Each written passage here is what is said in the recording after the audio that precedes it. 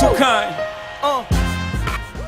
I'm so glad you're here because this is great. This is, to me, this is fantastic. This is where UCSB volleyball belongs in the NC2A tournament, and it was a kind of an odd season. You guys, I mean, you put your backs to the wall in some of those matches, down 2 games, and here they are. They prevailed. Well, it's really when I look at this season and the comeback after 2 seasons not so successful, and then when I look at all of the games that we won and how many we were behind and that we never gave up, and then we had a chance to take first place and then couldn't win. But when it was all said and done, the biggest thing was playing this good schedule that gave us the RPI, beating Irvine twice because they were left out and they're a very good team. It's actually, there really should have been 3 Big West teams.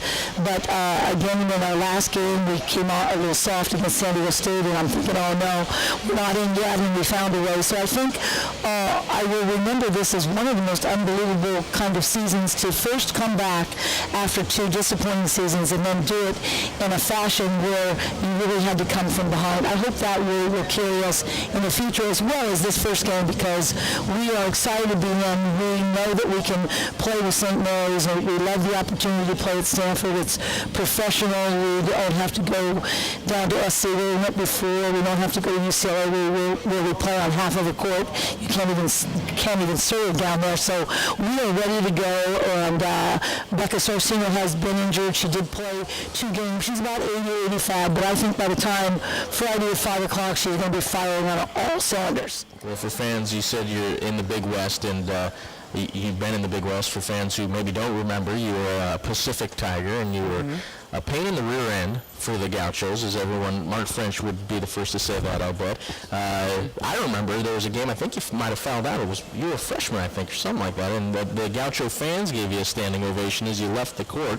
I don't know if you noticed that, but, I mean, your style of play was pretty gritty.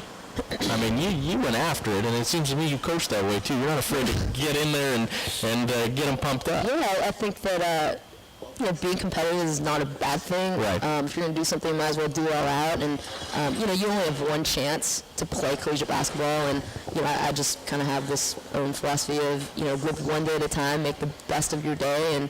And, because we're not guaranteed anything beyond that. And so, yeah, I mean, I think that I'm pretty passionate about the game, but so is everyone else on our staff and everyone else on this team, and that's what I think makes it work, is that we all have the same goals, we all want the same things, and we're in it together, and it's definitely something that I think collectively we can really do some amazing things in the future. How many years now have you been covering the Gauchos? Boy, you're going to make me sound old. I am. So that's how I work. Well, Steve, when I was 12 years old, I got the Gaucho basketball team. Yeah, exactly. Actually, I came in with Jerry Pym. We were a package deal. Really? Yeah, the 83-84 season. John Zan had been the Gaucho beat writer, and it was funny because at the time we were starting a sports publication called Sports Plus. It was going to come out every month. And Dave Cole was a sports editor at the time, and he asked me if I wanted to be the editor of it, and I said, yeah, it'd be great. I could be real creative with it. And then as I was leaving my meeting with him, he goes, you know what, I probably should ask John Zant first since he's got seniority on you, but I know he's not going to want to do it because it means he'd have to give up the Gaucho beat. And then sure enough, Dave came back to me with his tail between his legs the next day. He goes, John wants to do Sports Plus. And he said, the good news is that means you get the Gaucho beat. And I go, sweet. Yeah, all right. That's really the plum of beats here in Santa Barbara, of course. Thank you, far too kind.